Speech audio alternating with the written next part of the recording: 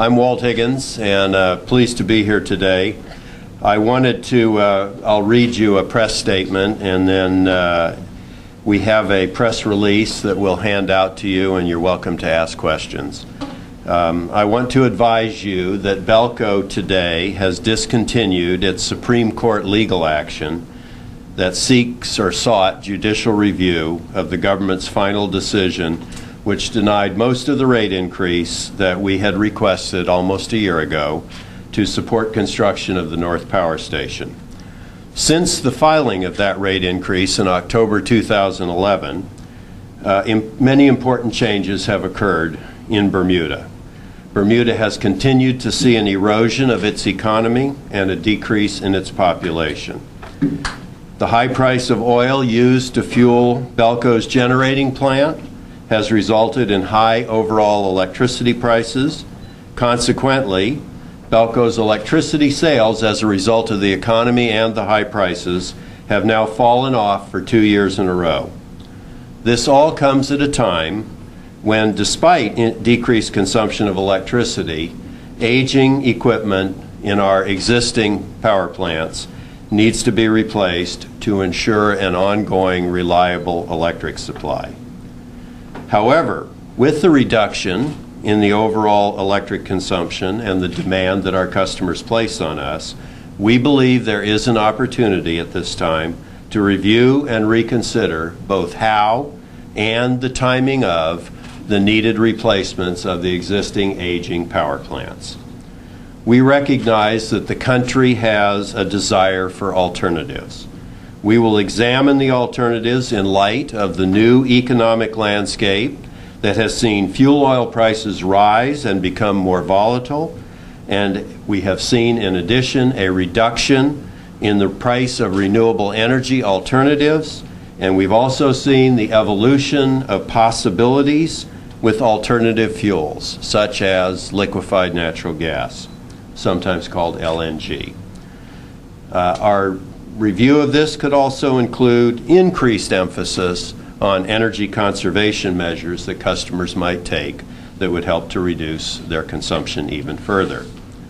We will be working with the government and with our customers to find the best solutions for Bermuda to provide reliable, sustainable, and affordable electricity. This includes looking at alternative sources for financing this replacement plan from those that we had previously considered. Prior to today's announcement, we have met with the Minister, the Honorable Mark Bean, and the Permanent Secretary, Dr. Binns, and made sure they are aware of the urgency of moving forward with a new plan, as well as figuring out how we're going to deal with and replace the equipment that's getting very old and doesn't have too many more years of life. We need to get the right people around the table and begin to develop quickly a short-term plan, and then work toward a longer-term plan that provides a reliable supply of electricity, a sustainable supply of electricity, and new opportunities to do things a different way. Thank you for coming today. I'm pleased to take your questions. And Linda is going to pass out, or Susan's going to pass out a press release. We'll give you a minute to read that. Yes? Following the announcement by a solar energy company of plans to construct the solar farm on the grounds of the airport, are you in support of those plans, and would you perhaps be considering solar energy as an alternative source of power? Solar energy is certainly one thing that needs to be looked at as a possible source of some of Bermuda's electric supply. It's not clear that that particular plan has all the support that it needs. For example, we're not sure it corresponds with what the airport's plans are for that piece of land, and it's not something that's been generated as a result of the normal process of the government or the airport issuing an RFP, asking for solutions, laying out what they're willing and able to do. And of course, nothing's been mentioned about what the cost of that plan would be. So call that a very early, interesting thought, that others may have other thoughts, that needs to be looked at, as all alternative solutions do. And that's one of them at this point that we think is worthy of some examination. But by no means a decision to construct, or even, if you will, a decision to move forward on that particular plan. So yesterday the company announced they're applying for relief from the 60/40 rule. Yes. Now that you're discontinuing the fight to raise rates, does this mean you have foreign investment lined up? We have only just announced that we intend to seek relief or follow the provisions of the new law, and that we intend to do that starting October 22nd. There's a notice period that was required. What this means is that we can look for new and different sources of capital. And for any company to build something, it's got to have money. And there's ways to get money. You can turn to your shareholders. You can go to the capital markets and borrow money. You can float bonds. There's lots of different ways to get money. And with this change in the law, we're now able to seek money from overseas in greater proportion than we used to be able to get it. It has no meaning deeper than there are new sources available to us, and we intend to look into them. It's very important that we find money.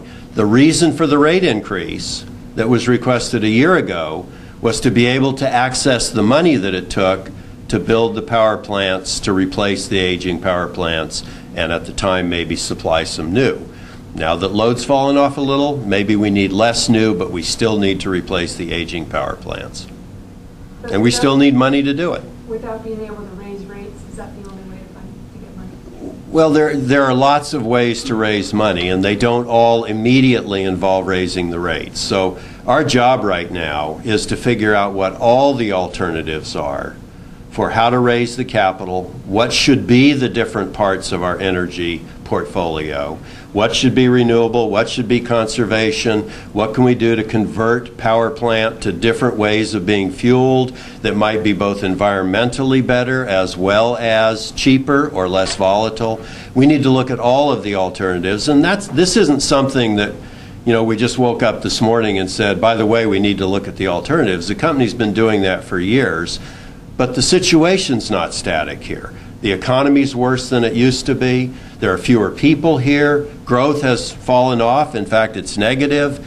There are cheaper alternatives now than we used to think there were relative to liquefied natural gas. The price of solar panels has been dropping worldwide. So all these new dynamics, along with now the ability to get capital from new places, overseas, create a new dynamic that needs to be further evaluated. And our job is to come up with a solution that works for Bermuda. How do you intend to finance your plans to come up with this alternative solution? We really don't know what the right financing vehicle is yet. We need to look into all the possibilities, and we will be getting some expert advice on what the different ways are to raise money in this environment. Do we need to issue debt? Do we need to issue bonds? Do we need to sell more stock? Are there people that would like to project finance things? Do we need partners in some of these kinds of activities? All those are possible, and we'll be examining all of them. What do you think is the most efficient source of renewable energy? Most efficient? Geothermal, and it's not here. Second most efficient? Hydro. It's not here. What's available here probably is solar, and we're very carefully evaluating, kind of call it the 3 different ways that you might do solar on the island. And maybe there's more. One is rooftops of residential dwellings. What can be done there? How can it be done without, you know, putting the structure in danger? How can it be done without losing the beauty of a neighborhood? How can it be done without interfering with water collection? How can it be done in a way that's, you know, safe and acceptable? So that's one set of things. That has a cost that can be thought about. There's a second set, which is how can you put solar on the rooftop of hotels and large buildings and warehouses. That has probably a better cost profile than individual home rooftops because you're doing bigger installations. You have better surfaces as a rule. Often you have better exposure. To get good sun, you got to kind of face to the south. The third is the one you alluded to at first, or things like that, where there are large spaces and you might put in what's called sometimes utility scale PV or photovoltaic or solar collectors of some sort. but you do it over acres, not hundreds of square feet or tens of square feet on a rooftop. We need to look at all of those kind. Those probably have a role, and there is a bit of that on the island already. They probably have a role in a renewed energy future. We need to examine the price of each alternative, the acceptability, for example, in a neighborhood of some people having panels and some not, and the availability of space, whether it's land or the rooftops. That'll be a part of the study, of course. The other alternative, the renewable alternative that may have promise but is still relatively new, is the idea of something being done with ocean currents or ocean thermal. And yes, there are people that are doing that in the world, and yes, there's a couple of companies that would like to do it here. We'll talk to them and see how possible that is in the near term. We want to understand what they think they can do. And we just don't know yet, but there are people that have high hopes for that. There are some big tests going on with ocean thermal and ocean current energy generating systems in other parts of the world. Wind is always something that people like to think about. There are windmills going in all over certain parts of the world, often on coastlines. That creates some aesthetic issues. Do you want to see windmills when you're on the beach, when you're along the ocean? And the question then becomes for Bermuda, is there good enough wind to make a windmill a viable alternative here? At the time we most need the wind, the summer, the wind doesn't blow much here. And that's a problem. And I go up and down the North Shore Road every day coming to and from work, and there's a windmill that somebody has out there. And I'll bet it hasn't run 4 times all summer. It probably runs more than that, but the fact is, this isn't West Texas where the wind blows all the time, and you can make electricity with wind at a reasonable price. So those alternatives exist for Bermuda in some way, and exactly how they fit into a comprehensive plan remains to be seen and needs to be understood and will be by us as we work on a plan, both short-term and long-term.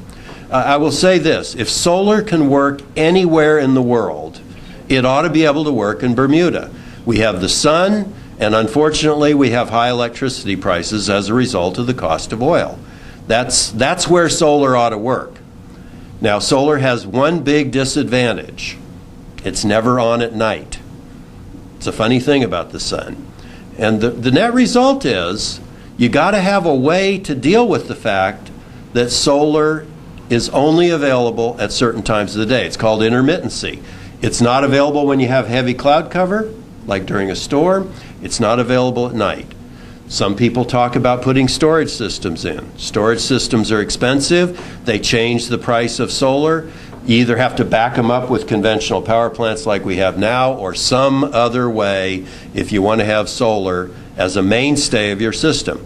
So the way we tend to look at things is we need some base that everybody can count on all the time, hopefully clean, reliable, not very expensive, and less volatile. Then you need other alternatives that can feed in at certain times, and trying to do those things becomes an important part of what the planning process is about. How does each one of these things fit in? There is no silver bullet for Bermuda's electric supply. Everyone has a disadvantage and everyone has an advantage, and trying to balance that so we have something we can count on every single day is really what planning's about. Mr. Higgins, you say here that you need to get all the right people around the table to develop a short-term plan. Am I construing from that you're dealing now with people who may not understand the complexity of the situation? You know, I honestly think that everybody who plays in the energy game or who participates in it, the people in the ministry, the large customers here who pay a lot of attention to it, some of the people who are advocates for doing certain kinds of things with energy, I think they all understand that we have a complex problem. Does the average residential customer appreciate that solar isn't going to solve the problem? Probably not. But, you know, we're not trying to pound into people that solar is not the only answer. What we want to do is give them something they can count on and that they can also feel proud of. Yes, we use the sun in Bermuda, and we use it as much as we can. That's economic, not too harmful to the environment by taking up whatever open space we have, doesn't turn our neighborhoods into mirrors. You know, we still have beautiful neighborhoods. I mean, there's a lot of interesting dynamics to be played out when you start deciding how to use solar. But we want to do what is the right thing to give Bermuda a reliable energy supply, and one that they can afford, and one that doesn't change price all the time. Any other questions? We very much appreciate everybody coming today. Thank you very much.